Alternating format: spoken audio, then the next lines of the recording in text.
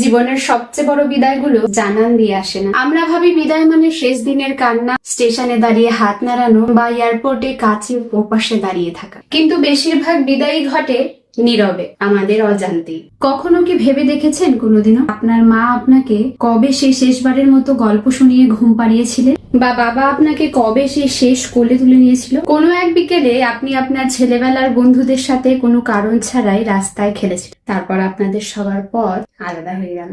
সেই মুহূর্তগুলোতে আপনারা কেউই জানতেন না যে এটাই শেষবার। কোনো বিদায় জানানো হয়নি, কোনো প্রতিশ্রুতিও জানানো হয়নি। শুধু সময়ের সাথে সাথে মুহূর্তগুলো আর কোনোদিনও ফিরে আসেনি। আমরা শুধু বড় বড় বিদায়গুলোর জন্য প্রস্তুতি নিই, কিন্তু সবচেয়ে ভারী বিদায়গুলো হলো সেইগুলো যেগুলো ঘটে যাওয়ার অনেক পরে আমরা বুঝতে পারি। যখন স্মৃতির পাতা উল্টাতে গিয়ে মনে হয় ওই তো শেষ দিনটা ছিল। জীবন আসলে অনেক কিছু কেড়ে নেয় কোনো শব্দ না করি, আর সেই হারানোর যন্ত্রণাটা আমরা টের পাই অনেক অনেক দিন পর, এক দীর্ঘশ্বাস আর এক বুক শূন্যতা নিয়ে।